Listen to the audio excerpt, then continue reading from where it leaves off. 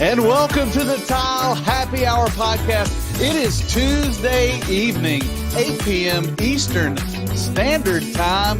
I'm down here in the lovely North Carolina, a little bit country, and I'm going to be joined shortly by my good friend, John Tedesco from the big, great state, the Liberty State of New York City, and he's a little bit rock and roll. John, good evening. How are you? And happy Tuesday. What's happening? Happy Tuesday, Craig. I'm doing great. Nice summer day here in New York. And I can't believe we're here. Tuesday night again. Yeah, Tuesday night again. Episode what? 22 or 24.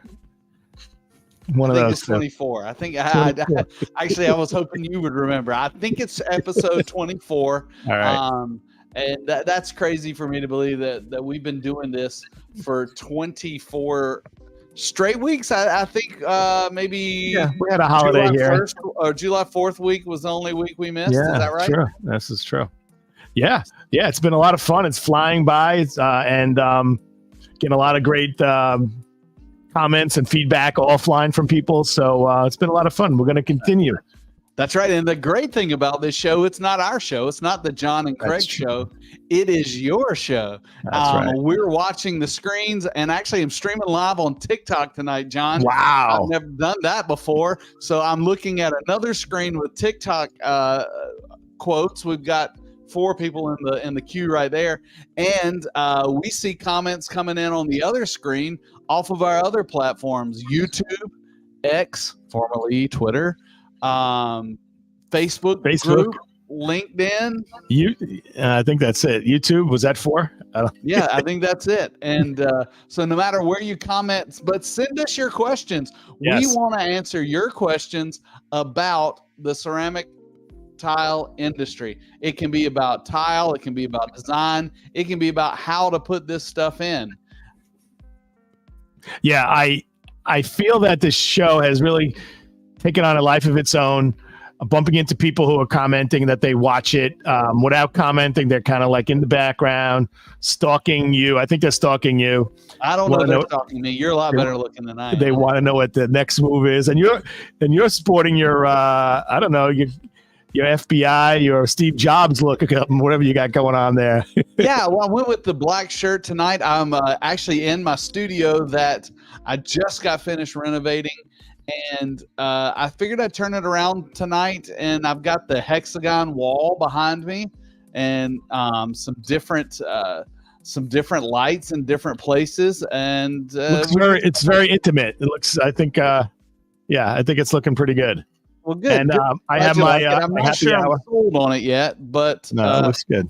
We'll keep doing it. Hey, and if you're not watching live, if you're watching on a playback, we still want to hear from you. We do check our emails, and we do read all of your comments. And when we get a comment from you, we're going to respond back. They may give us the clue for the next show that's coming. And so if you want to be a part of that show, if you want to jump in, send us a comment, send us an email. We want to serve the industry and the people that work in it. Yeah, well, absolutely. I will agree with that. And I want to know, how far are you into reading all your fan mail? Like, have you gone through it yet? No, I mean, my desk is a nightmare. My fan Piling mail up. is all over the place. So, How's your summer going? We're at August. I can't believe it's getting close to the end of August. That's insane. it is nuts. I think I'm in week 2 of middle school with my daughter, and week 2 of a new kindergarten class for my wife. So they're wiped out every day. I'm just trying to get back into the routine of being in the Wow. house. And my son is still at home. He's going to a local college here in town, and it's like he doesn't even live here, but Wow. he's still here. Wow. Summer. Yeah. Summer is, hey, have you ever had a lobster roll? Yes, I love lobster roll. I've had a couple in my life, and let me tell you about my experience. Yeah, I want to know because I'm really novice about novice roll. I for the first time in my life bought myself a lobster roll yesterday. I've had a bite before. I was at an event and just grabbed one, but first time like ordered one. So I want to get your knowledge first. Okay, well here's where I went wrong. I like lobster, and I like lobster with the drawn butter. So I said, obviously, when I went to buy the lobster roll, I want the hot lobster roll with the butter bun. It's going to be amazing. It was, but don't get me wrong, it was great. But luckily, we had a lobster roll for an event, and I didn't have to pay for it. So I said, I'm going to try the cold lobster roll.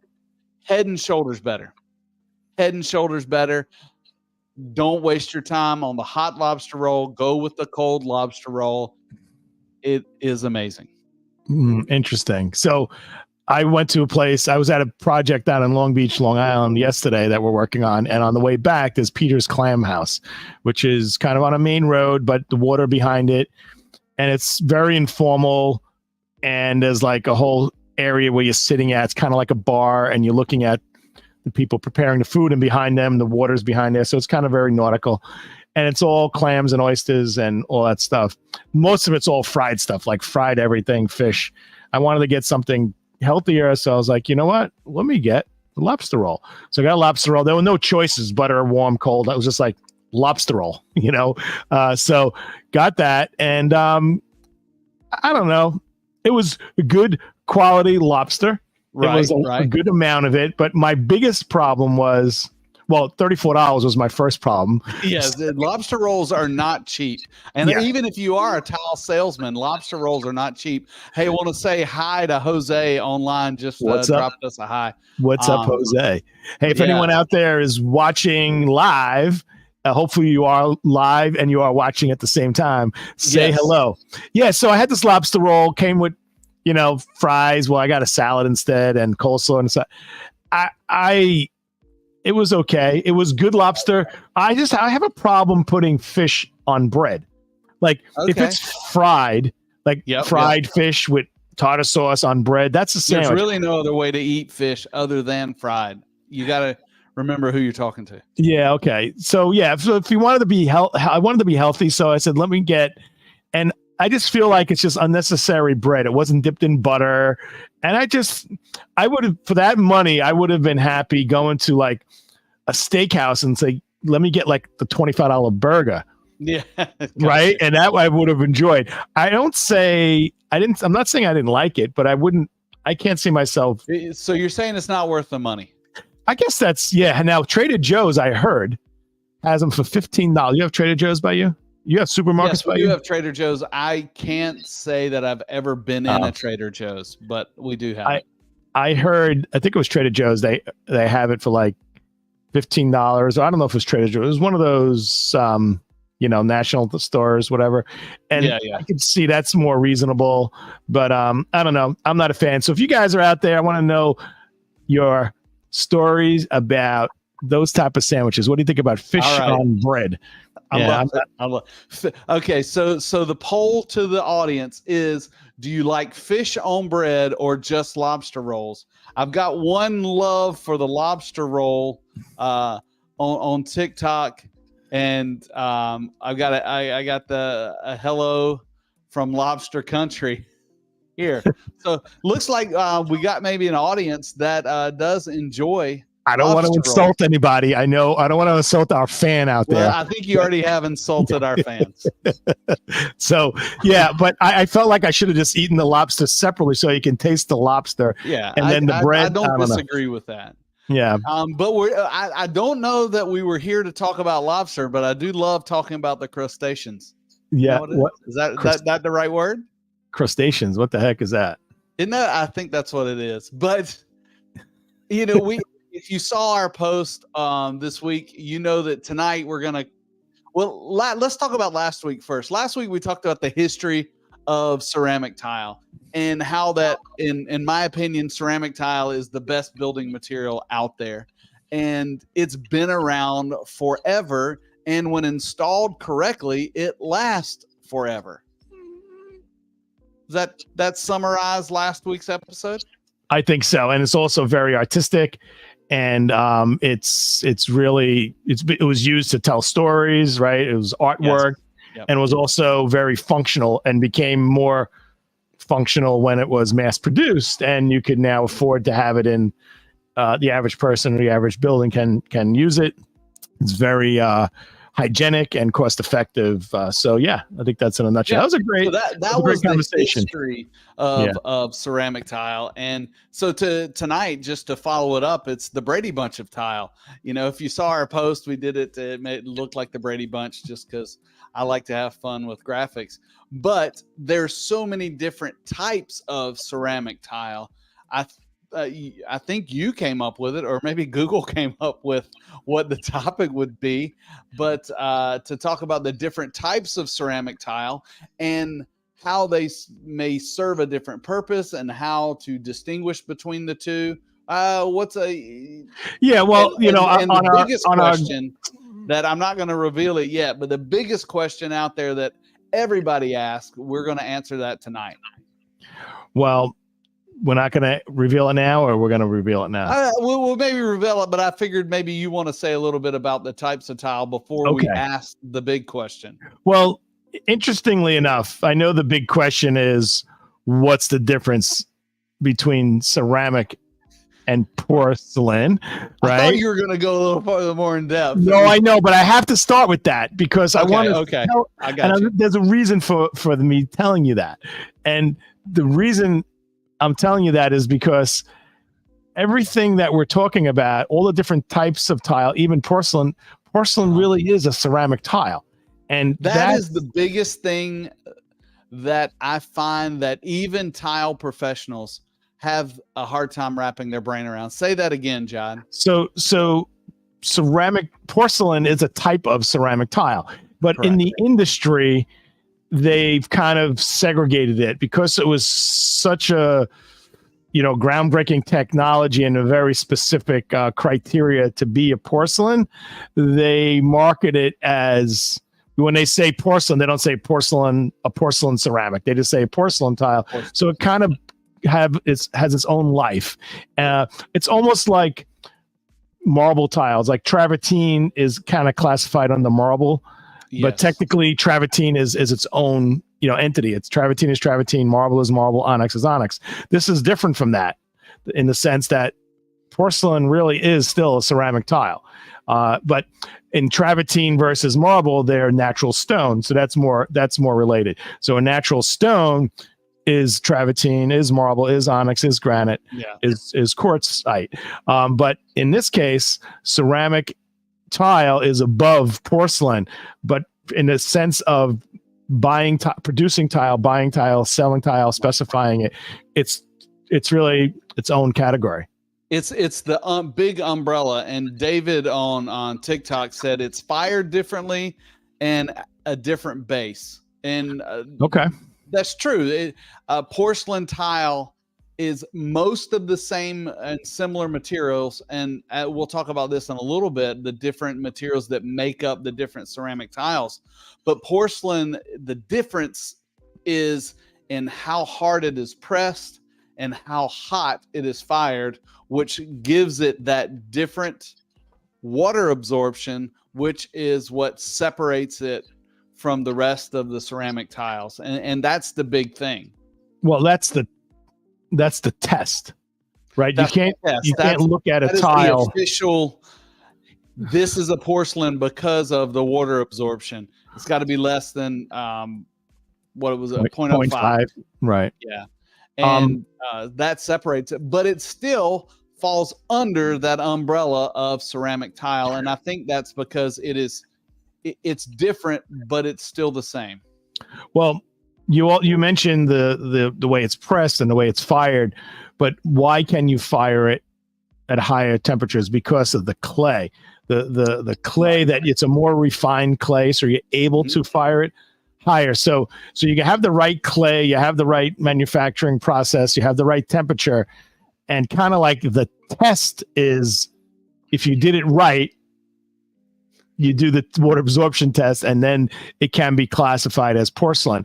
Now, porcelain, when it was first developed, it only the highest of quality factories were dabbling in porcelain. So when porcelain was launched, it was always a high quality product because it was the groundbreaking type of, and the technology. I think the technology and was there to mass produce this material that we call porcelain, and it was a slow curve. And you're right, it was only, of course, I think the Italians were pressing it into tile, probably first. And I know you're Italian, so you'll tell me if you won't tell me if I'm wrong. But yeah, Italians probably, Germans probably, yeah.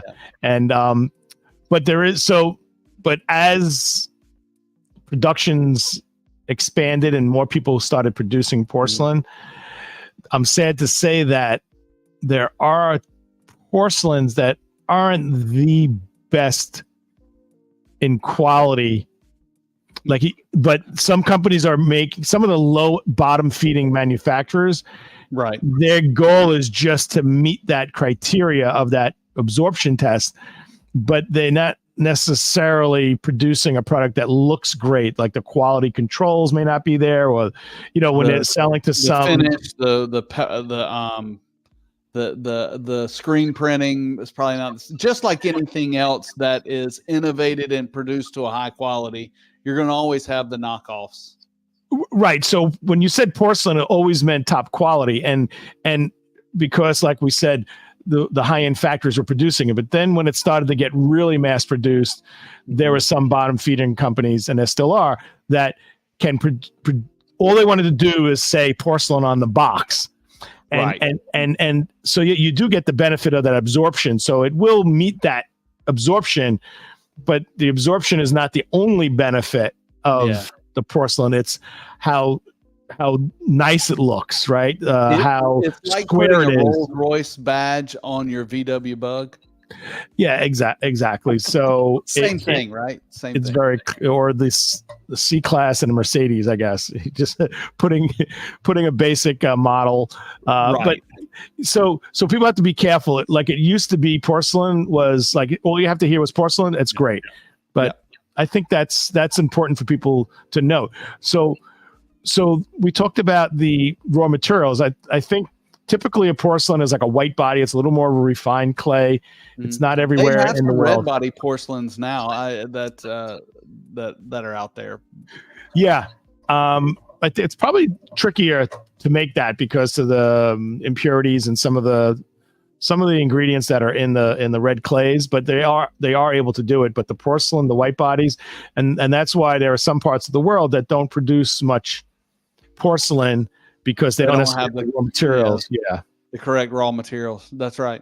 Well, and that is the biggest thing. But John, tell me, if you're just a residential homeowner doing your kitchen floor, you've got a floor rated residential glazed ceramic tile and a run-of-the-mill porcelain tile. Do you have any performance differences that you would point out? Yeah. First, there are very few glazed ceramic tile, floor tile. I mean, back in the 80s, the strongest tiles out there were glazed ceramic tile, Yeah. fired twice, Bicator I have it in my tile. kitchen. What are you talking about? Yeah. So,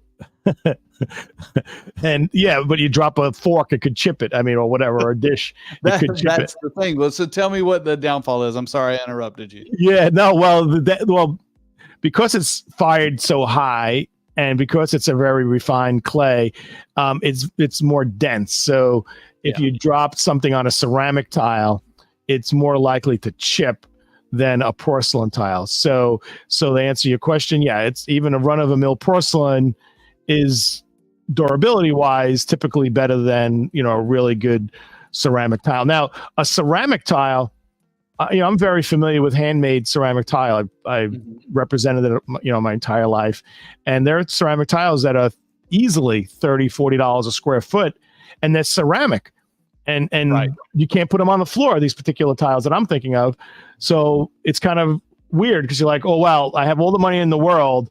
I want to get the most expensive tile, but I want to put it on my floor. I'm like, well, it's really not meant for that.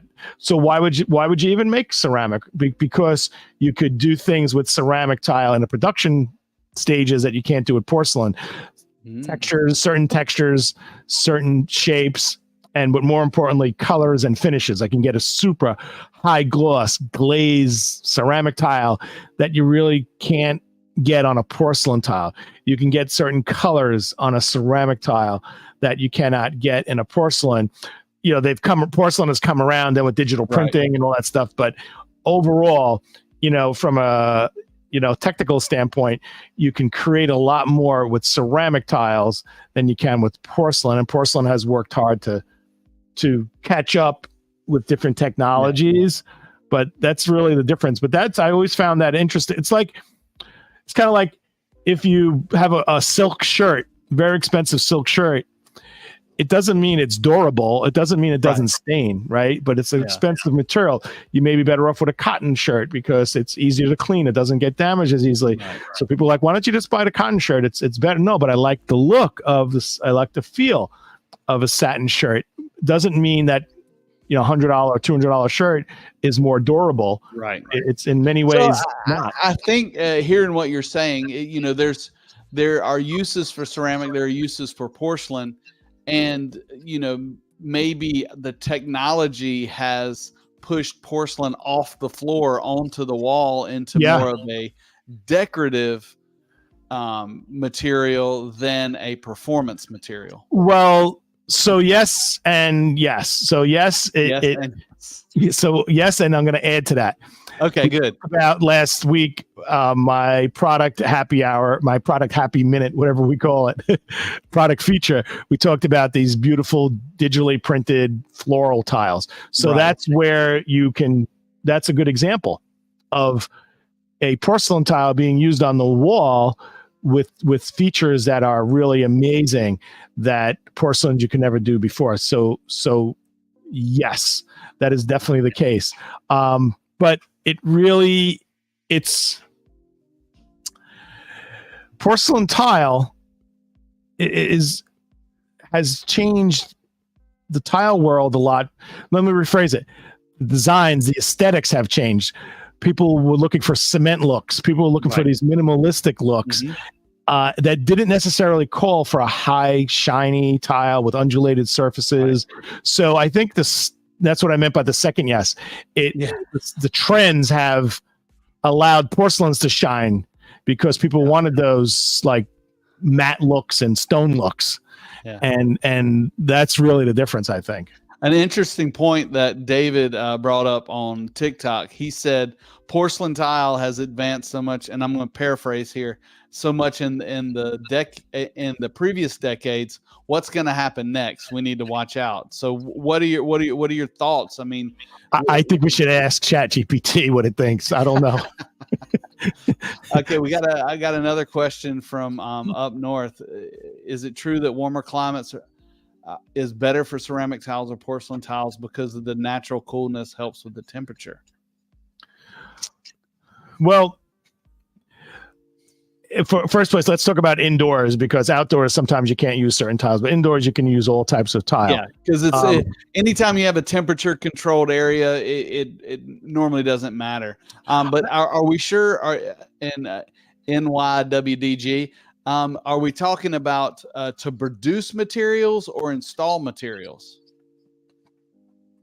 What you getting out of that, John? I'm thinking it's more like an end user question, like in your home, if you have a home and you want to keep your home cooler. I don't think there's a difference in the performance of the tile in your environment.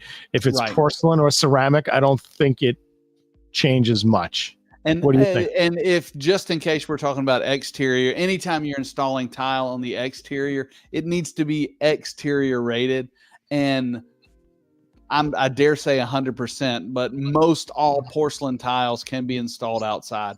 Of course, they need a proper substrate. You need proper movement joints, all those things that normally fail. I do believe there's some glazed tiles that can be installed outside, but they have to be specially made. Freeze thaw down in my area is a big deal. And in the colder climates, when you have precipitation, rain, it gets into your system, it freezes, your tile fails. That's kind of the dangers of different climates for an exterior application.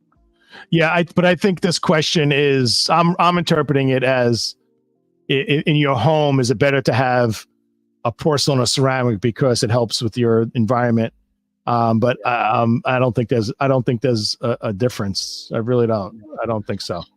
Well, I think we beat that horse to death, John. I'm hoping if you're out there and you're listening and maybe you didn't know, or you're watching on a playback and you typed into the Google machine, what's the difference between ceramic and porcelain, and you came to this podcast. I hope we answered your questions. If we didn't, always here to answer it. But there are other types of tiles that are out there. There are other types of tiles. To clarify, for a floor inside the house, climate controlled, you're okay. Install it correctly, you're going to be fine. As we said, it's hard to get a solid glazed ceramic tile it's not going to outperform a porcelain on the floor. So I always like to recommend a porcelain for the floor. Have you heard of, I'm going to mutilate the word, photovoltaic tile? I don't know the word. So there are glass buildings in the world that absorb the sun, and they could capture it for energy. And they're actually now testing porcelain tiles to have that same technology, where you could have it on a building and it could absorb the heat and then be somehow transferred and stored and turning into energy. I think it's photovoltaic. There's glass. So when you're doing a skyscraper in New York. Panel. I mean, that's kind of like, it's kind of like a solar panel, right? I mean, that's some Elon Musk stuff there. Yeah, so it's definitely pretty cool. One more question, John, before we move on. I know you got a video you want to show us, but David on TikTok asked, what's the difference in the newer thin porcelain versus the standard? Well, that's a grery question. Well, the obvious is the thickness. I don't want to be a jerk, but yeah. It's a great question in the following sense. We know that the thin porcelains can be used on commercial floors, and it's amazing. And I'm not convinced that the thin porcelains are more or denser than a thicker tile. I don't know how. I believe they are. I think the difference, David, in thin porcelain versus a normal porcelain is the presses are stronger, and I don't know the difference. I can try to look that up when we go to our highlight. But the pressure is a lot stronger than it is on a normal size tile, and then it's fired in that thin, and it may be even fired heavier. But it is rated for floor installations. I actually installed 3 millimeter thin gauge porcelain over an existing granite floor, still performing today, and still, I mean, you can go in there and drop a screwdriver on it or a hammer, and it sounds solid. And that's the key, is making sure whatever tile you have is completely bonded to the substrate, and then it becomes one structure. Well, that's the thing, because when you're walking on a porcelain floor or any floor, you're walking on the surface. You're not walking on like the bottom of the tile, right? So you have a 3 millimeter porcelain. You're walking on the surface of the tile, and that needs to be strong. And that needs to have all the characteristics and performance qualities that you want. So what's the rest of the porcelain doing? For the most part, the rest of the porcelain is just structural, right? So to kind of piggyback off of what you said, if the thin porcelain is pressed a little more, fired a little higher, so it's a little stronger, but then it's bonded to a substrate that is rock solid, like a granite floor that's been already there, then it's kind of forming one new floor, including the granite underneath, and you're kind of not spending the money on extra porcelain, right? It's all bonded one together. The porcelain, the setting, setting material, the thin set, let's say, the granite underneath or existing, or even a concrete slab, it all dries as one. So, but having 100% coverage is more than critical. Like a thick tile may be a little more forgiving, right? If you don't bond it down. It's true. Hey, do you have a drink tonight? I have my Leroy cup tonight. It's been a rough day, John. I found out this morning I got to get a root canal. I probably should be drinking something better than this, but regardless, cheers. Is that your sweet tea? Is that what that is? Yeah, this is sweet tea. All right. Cheers, everybody. Happy Tuesday. We used to do this show on Fridays. I like doing it on a Tuesday. Friday is very happy hour-esque, but Fridays, everyone's busy, everyone's hectic, wrapping up the week, and we've got a lot of feedback from people that they love the Tuesday nights. And then I'm getting a lot of feedback from people. We've gotten feedback, people who didn't see it live Tuesday night, but they ended up watching it on a Wednesday or a Thursday. When we did it on a Friday, sometimes that weekend kind of just like disappeared. And I like Tuesday night, but we'd like to hear what you say. My family was getting mad at me because I wouldn't take them to dinner on Friday nights. And this is perfect because all of you watching live right now, and I appreciate you all, love you all. You are amazing.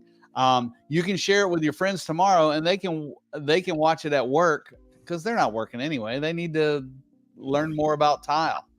Well, you know what? Guess what? On Fridays, it's happy hour at Tile Bar all day. That's right. And happy hour means that we get a new product highlight. And John, you sent me one today. You want to preface it, or you want to just show it? No, let's do it. Hey, it's John Tedesco. Guess what? It's Friday and it's happy hour all day. Today at Tile Bar in our studios, we have a really interesting announcement. This is the Komorebi Mosaic, which is a staple of the Tile Bar line. Look at this beautiful picket mosaic. Well, guess what? Not only does it come in a lot of colors, it now comes in multiple formats. You see here, this is the pebble pattern. Beautiful, beautiful pattern. Good for the walls. Look at the colors. It's just really stunning. And you see the shape of the mosaic is designed so all your installer has to do is like a simple puzzle. You put it together, and it's really beautiful. This is the picket, so it's an elongated tile, elongated hex.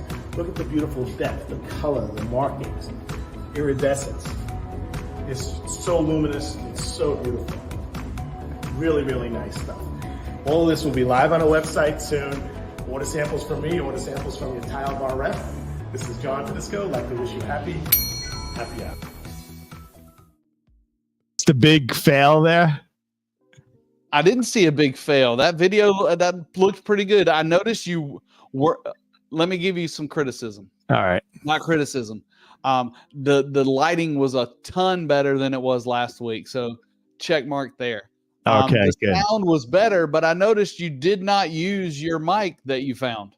No, I haven't set it up yet, the mic. I think we were filming a little more in close quarters, so I was kind of able to stay close to the camera that was videotaping that.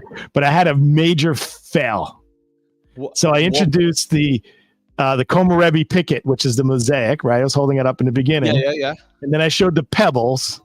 And then when I went to the tile in the back, You which called was it a picket again. I called it the hex of the picket, and I said it's an elongated hex.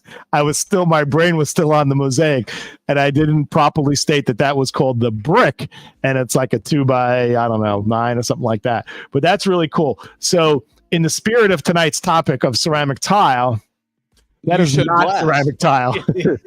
Yeah, I saw that when you sent that over. I was like, well, that doesn't fit the topic, but we'll tie it in somehow. Yeah. What I want to ask you is, what does como reve mean?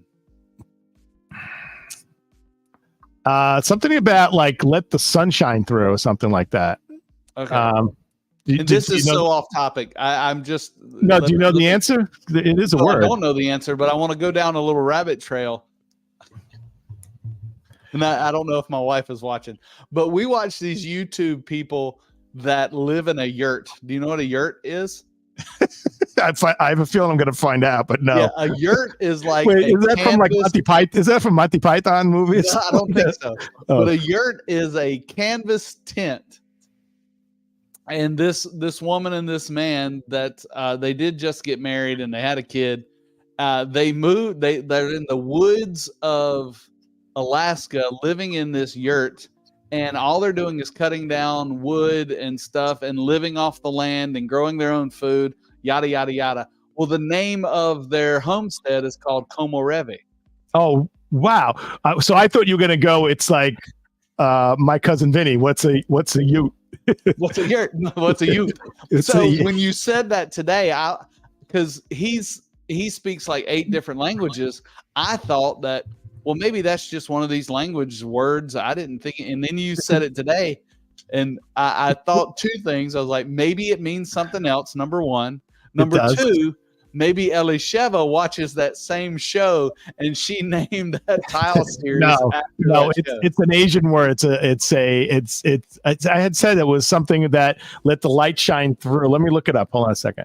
Okay, but you said it's Asian. That makes sense because this guy is he taught English in Asia somewhere. So all right, so way off topic, but no. Well, since you asked, I asked ChatGPT. Okay, thank you. Como Rebe. So let's just start off with to say that I was right.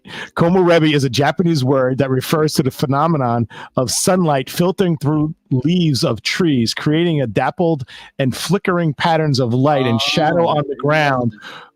It often used to describe the beauty and tranquility of nature. So I was on the right track there. You're on the okay. So now that you're right, do you want to go to doesn't our happen next? Often, I know. Yeah, we'll go to our next segment. And for those of you on TikTok, listen up. This is where I asked John a technical installation question and see if he can get it right. But I will. What do you? Gonna try to stump me. I'll try to stump him, and then I'll give a little bit of time, so maybe you can jump in on it and give me your answers before he answers. So, we'll see. John, this is the live technical question for the week, and as so, is this a real question, or is this something that you thought up? No, this is an actual question from an actual client that came across my desk. So. Okay. I'm kind of catching on to you. I'm kind of realizing I'm doing your job. Is that what is this what this is all about? Yeah. This I don't respond to these until I bring it on. We set up this whole podcast so you could just be lazy about your job. Yes, I've been made the fool. All right. So I'm gonna give you some background. This is a question about a steam shower. That's a good one. So turn on your steam shower hat. I'm ready for this one. All right. The question is, I've got a client who's using the Whistler slalom tile, which is a ceramic tile on her shower walls, and it will be a steam shower. All right. So we need the tile, the ceiling. Right. I was wondering if you could recommend would you recommend using a tile that large on the ceiling, or should I go with something smaller? And just for context, this series, the tile is 12 by 36. So the true question, John, and everybody jump in to feel like you may know the answer. But the question is, can I use a large tile on the ceiling of a shower that also is a steam room. So, and this tile, for instance, is 12 by 36, but I actually had another question this week where the tile was 24 by 48. So, John, what do you think about having a tile that large on your shower?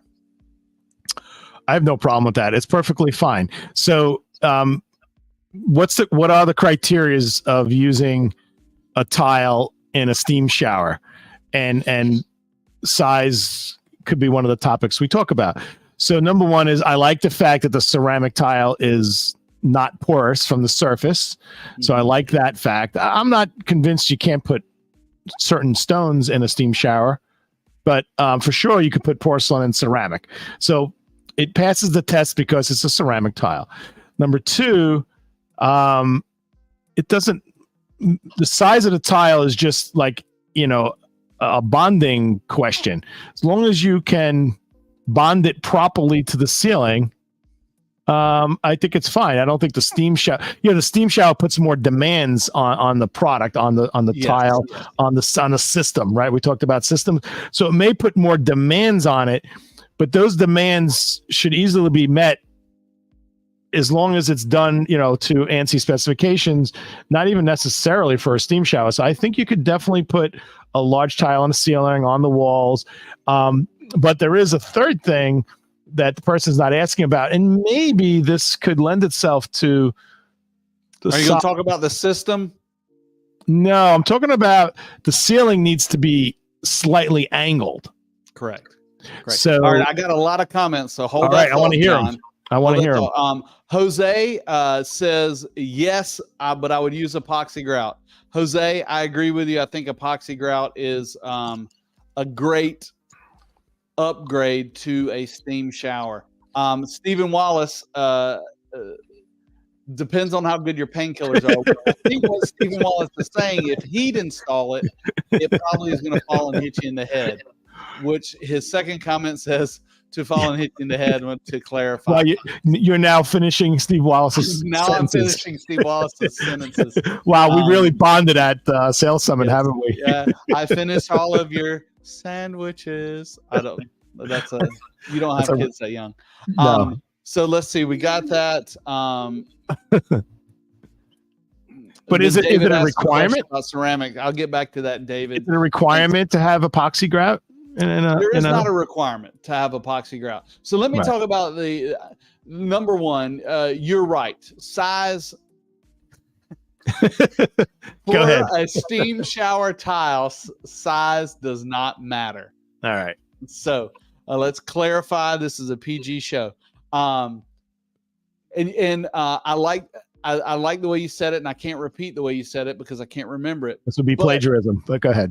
But the weight of these heavy tiles is distributed across the entire tile because of the coverage of the mortar. So the weight on the actual structure of the steam shower is no different than a 4x4 tile because it's all bonded at the same time. So if you have 100 square feet of tile, if your ceiling is 4x4, right, and it's 5 foot by 5 foot, that's 25 square feet, and it was 5 pounds a square foot, right? That the weight is still the same. You still have 5 pounds a square foot. Right, now the trick is installing it is trickier because those tiles are heavy. So I always suggest, of course, a large and heavy tile mortar. My favorite is Multimax. For that situation, Laticrete Multimax. Multimax is my favorite for that situation. And it needs to have a high tack or anti-slip function. And once you get it up installed and everything's right, it's going to stay. Most people still prop it up with 2x4s, and I don't blame them because they're like Steven, they're scared it's going to fall and hit them in the head. Right. Right. But to go back to your point, yes, you should slope it. And the only reason to slope it is while you're in the steam shower getting your steam on, you don't want to be dripped on by the drips. So you want that water, just like a drain in the shower floor, you want that water sent to a certain point in the room to go down and out. Well, give people a little more visual. So if you have a flat ceiling and there's moisture being built up, particularly because of the steam, you're going to have drops forming on the ceiling. And Like this. Just right, like but they're going to drop from anywhere on the ceiling, which is fine if the water wasn't freaking hot like it is because there's steam. Well, so it's kind of annoying. It's like the little torture thing. Yeah, exactly. So somebody said, why do we have to live with this? Why don't we? It was probably one of those things, you know how animals adapt when they have like a defect and then they end up the survival of the fittest. Somebody probably did a ceiling like crooked and they're like, all right, we'll just live with it. And then they realize, wow, hey, this actually works better. The water, instead of just dropping down wherever it was formed, it's actually rolling down slightly. I'm exaggerating on the angle, but it's rolling down to the wall and then dripping down the wall. It's not hitting me on the nose with 190-degree steam water. The trick and the steam shower, in my opinion, is the most difficult ceramic or porcelain tile installation out there. And the weight of the tile has nothing to do with that. It is the moisture barrier that you have. Whatever you're using, whatever system you love, it needs to be a vapor barrier. So what you're saying is the demand, I use the word demand, is not on the tile. It's on the system. The system, that system has to work extra hard to perform its duties. So you don't ever cheapen your product on a shower system. And you want to use the best and the most you can afford.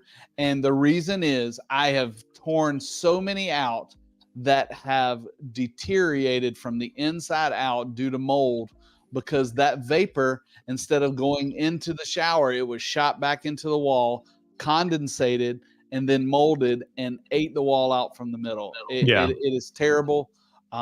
So follow the TCNA handbook on how to do a steam shower. If you're not comfortable, don't do it, because it's a big lawsuit. Well, now that I answered the question for you, you can now reply to that customer.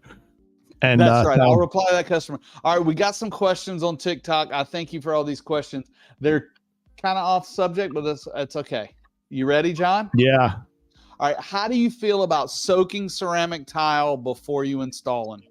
Well, years ago, the setting materials that were out there, particularly like when they're doing mud jobs and they have a tile that's not a porcelain tile, a ceramic tile that's very absorbent from the back, particularly, and you would put it down in a medium bed or some kind of cement base, mud job. It would suck in the water from the setting material before it had time to bond. Yep. So years ago, tile installers, like the low man on a totem pole, was the helper that stacked the tiles into these barrels of water, and you put them in, and then bubbles used to come up because air bubbles used to come out of the terracotta or the ceramic tile. You put porcelain in water right now, it's not displaced. It's just going to displace it because there's no absorption going on.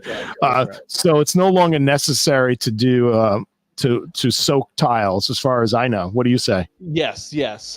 Soaking, for the most part, let me clarify that. There are some very porous tiles, like our Color One series, available today at tilebar.com, is a cement tile. And what happens is that cement tile sucks the moisture so fast, it can help. Now, what I will say is, for the most part, is ceramic tiles or the thin sets have gotten so much better. They don't, the water doesn't evaporate so quickly. So it has time to get those fingers inside the pores of the tile, and that travels with the water inside and creates that mechanical bond. So it's not as important as it used to be because of the technology in the thin set. Right. There are more ingredients in there that the original thin sets were very crude, right? They were just basic, and they soaked up the material. Right. I mean, back in the day, it was just Portland sand, a little bit of aggregate, and some water. And I mean, when you go outside and you hose off your driveway on a hot day, how long? It doesn't take any time for it to evaporate. Right, it's true. There's nothing holding it in. Now, thin sets are so complicated with the latexes, the fibers in there, Kevlar, and what other kryptonite crap they throw in it. The hydration is slowed down so much it has a chance to grab on and bond. Got it. There's still some of the old school guys that still do it, and there's nothing wrong with it. It works. So that was one question. Right. Jose just wanted to throw in Ardex 77 on the ceiling. Jose, I'm going to say, honestly, I've never used any Ardex products, but I only hear good things about them. So Ardex has this like place in the tile world. It's just kind of like this exotic brand, right? And they have I think they've kind of formed this reputation for being like a problem solving type of company first, right? Like some kind of, and I mean, Latacrete, in my opinion, is like the full spectrum of everything: problem solving, regular installation. But Ardex is one of those brands I think that kind of made its claim to fame in having like a little niche product. I could be wrong. You're an installer, but I've been in the industry. And you guys out there that are watching probably know more than me.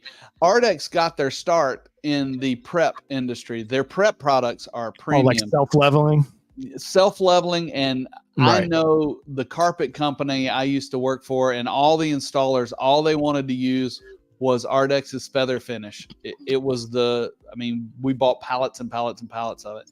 And so that got me kind of introduced to Ardex. And then when they started the tile and stone division, I actually went to Ardex and talked to the tile and stone guys out over there. Super nice guys, super smart. So I would bet they're taking market share from Latacrete, Mapei, Custom, and those. I see on the influencers and creators like Jose that I watch regularly, they use Ardex a lot. So it's out there. Well, you mentioned the Color One, which is a cement tile. Now, if any of you out there saw our graphic promoting today's podcast, Craig came up with this Brady Bunch themed, and there was only 6 available boxes, so we didn't have a spot for cement tile. That's true. Yeah. But there's a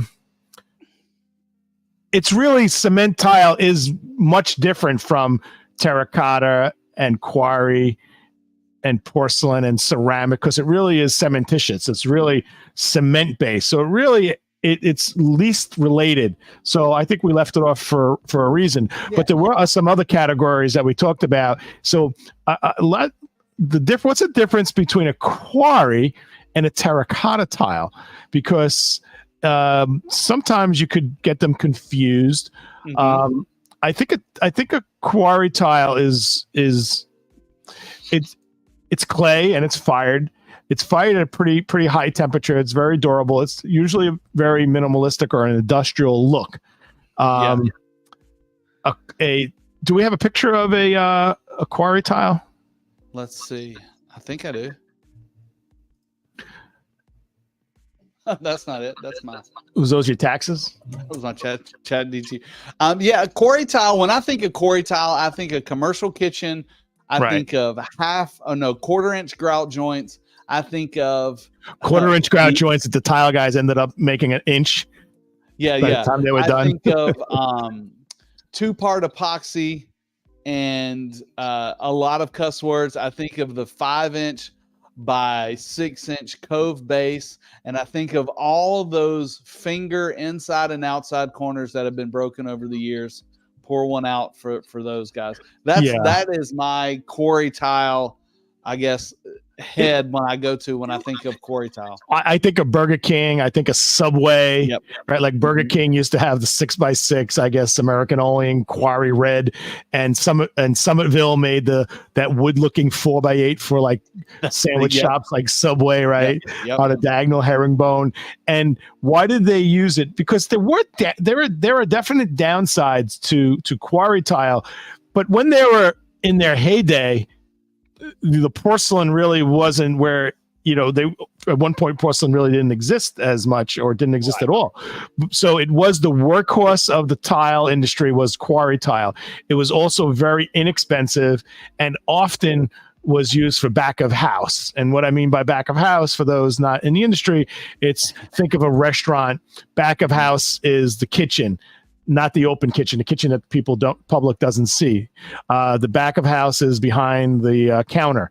They may have a fancy tile in front of the counter, but behind the counter is a quarry tile. So it's very inexpensive. It was the least expensive type of tile. Yep. It was very rugged. It took a beating. And what was interesting, it didn't have a glaze on it, which was negative and positive. And what do I mean by that? Well, it was negative because it could absorb, even though it was pretty. But the positive was, which really wasn't really a great positive. You could throw like muriatic acid on to clean it, right? Yeah, that was the key. Is you could go in there and steam clean it with the worst chemicals in the world, and it wouldn't hurt it. But here's one of the things I remember. Man, I'm having like flashbacks here. That aggregate with the that's abrasive the abrasive. How many finish. tore up mop heads could you have? That was so bad. But in areas where you had these big industrial fryers, it was the only thing that you could do and not fall down. Yeah. So what Craig means is in the quarry tile, there were little pieces of like aggregate that. I can't remember. Well, what about the ones that who is the madman that came up with the metal abrasive? Wasn't there like a metal, like I don't know. These are not metal, but it's like it's not a graphite because it's like really garnet. These are garnet. Yeah. And so yes, it was very rough, but so your foot sticks to the ground sort of, but what else sticks to the ground when it's rough? Yeah, everything. Dirt, right? So I've seen nasty back of house kitchens, especially when people are like renovating and want to come up with a new look, or they have a problem where the dirt was built up so high it came above the texture that was intended to give you the slip resistance, and then the tile was slippery anyway. So, but like I said, these are like old. These are like just old workhorse products. They still exist. I've seen a resurgence of quarry tile because you can use colors. And I think quarry tile was originally made, and you correct me if I'm wrong because you're older than I am. The quarry tile was kind of made to look like the Sicilia and terracotta tiles, in my opinion. I don't know. That's just a. Yeah, I don't think they were thinking of that when they make it. I thought you don't think so. Okay. So the Sotilo tile, typically Sotilo, Mexico, and other parts of the world, they make this terracotta tile, and sometimes the reason you say that is because quarry tile, the cheapest color was the red, like the canyon red, and so blaze red and the blaze red, depending on what from Dallas blaze, right? So it was a red. So that's where there's similarities: quarry tile and terracotta, because terracotta is known for this warm brown, reddish colors. But there is a difference. The terracotta tiles are not the clays aren't as refined, and they're not fired at temperatures as high as the quarry, so they're much softer. So if you were to if you put terracotta in a restaurant, you've seen them in Mexican restaurants, there's usually chips, but it adds to like the ambiance, right? It's like the leather jacket that's worn out, right? It's like, oh, that's pretty cool. So I think why I think of them together is because down in North Carolina, I think some of the people that had sunrooms thought they were getting the Satillo tile, but they bought quarry tile instead because it was cheaper. Right. So I'm coining this now as the poor man's terracotta for your screen room was quarry tile from American Olean or Dow or Summitville was, $1.39, $1.99 at the time, quarry tile.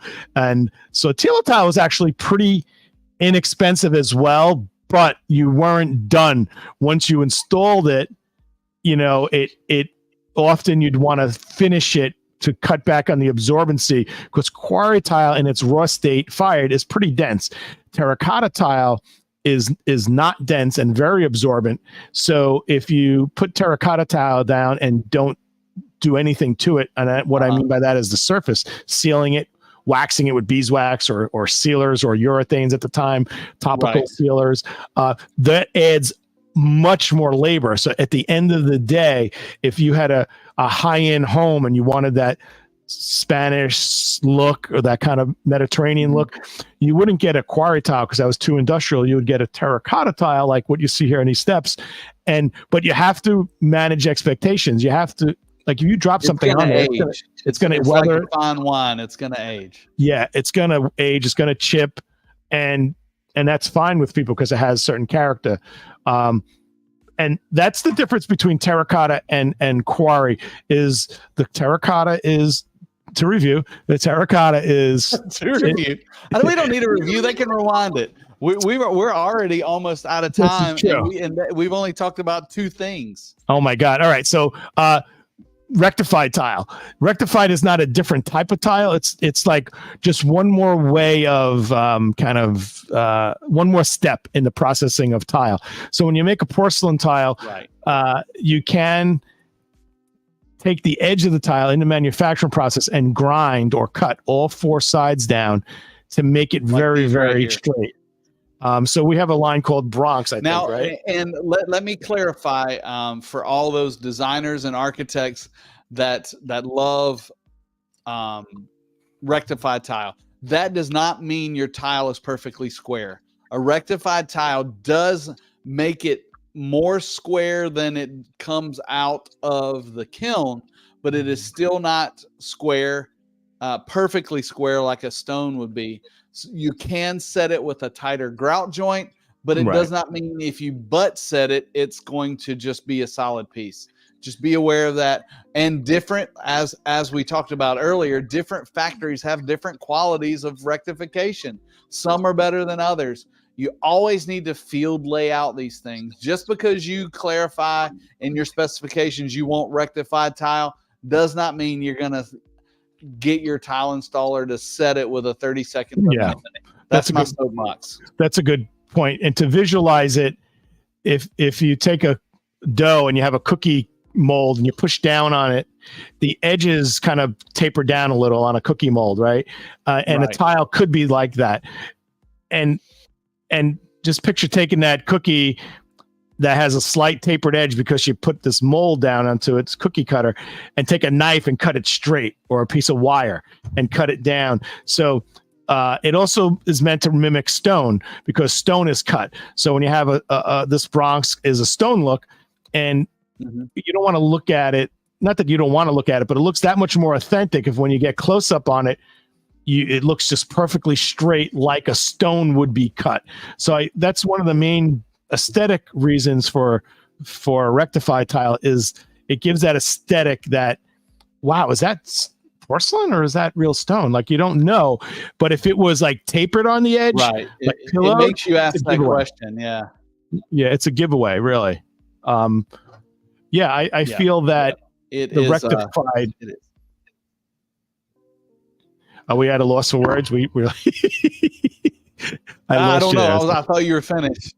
I thought you were done. But yeah, the rectified tile is, and David asked this question on, what's going to happen in the next decade. Rectified porcelain tile was kind of that next step after porcelain tile was made. And they're like, well, crap, why don't we just add in another step? We'll rectify it. That was another step, another innovation to the ceramic tile industry in the 21st century or the 20th century. And now, we got the thin gauge porcelain. We're not going to stop. Ceramic tile is going to just keep going. I think we should make porcelain tile to look like LVT. That could be the next step. Why? Because LVT, all they want to do is make porcelain tile. I know, but let's just throw a curveball out there. I don't know. I love it. That's what I'm doing today. Hey, speaking of today is National What Day? I'm going to stump you. Let me put this up here. You always stump me. Let's see here. All right. Today is National Oak Tree Day, or National Tooth Fairy Day, or National Pecan Torte Day. Now, to all yous out there, two of these are accurate. One of them is made up completely by me about 2 minutes before the show started. Okay. So as we all know, this is part of our show that we try to figure out what the national day is. And I don't pay attention close enough to the news have a clue on this. So it's just a guessing game. So today is either, let's see. Well, Oak pick Tree one that you Day, think is definitely true instead of picking the one that's wrong first. Tooth Fairy Day, or pecan tort day. We Which call them one? pecans where I'm from. So if anybody knows what that is, jump in on the comments. Which one is correct? Was two correct? Give me one here's correct my one. logic. I live in Raleigh, North Carolina, which is the city of oaks. Okay. And I have heard nothing about Oak Tree Day, so I am confident it is Tooth Fairy Day and Pecan Tort Day. All right. Final answer? That's my final answer. Craig's wisdom is right today. Wow. That was good. That was good. I should have picked something that was more northeast here, more Well, you know, I mean, Long Island oriented. and that was just a shot from the dark. When you said that, I was like, huh, I live in the city of Oaks. Seems like I would have heard about that. Yeah, we well, had a party or something. Yeah, but exactly. Well, hey folks, this has been a great show talking about the different types of tile. So happy a lot of you chimed in. We're getting a lot of messages that we haven't even put up here. We'll get back to you individually. If you're watching this on a rerun, definitely leave a comment, send us a message. We'd love to get back to you. We're not going to announce them tonight, but we have a lot of cool special guests coming on our show in the future. And the summer is cranking along. I hope everyone really is having a great summer so far, being safe. And we really appreciate you. We're really glad that you're here. If you don't love tile, you're probably not listening to this. So you didn't make it to the deep end, as Colin and Smear said. Exactly. This has been cool. So yeah, you got that right. Oak Tree Day is fake. Yeah, Oak Tree Day is fake. Yeah, thanks everybody for tuning in. This is the Tile Happy Hour. It's Tuesday night. We went over a little bit tonight because we love talking about tile. Yeah. We hope you love the industry. Be safe. Have a great week. Let's keep always learning together and tile I forgot to click on the video. Tile the world.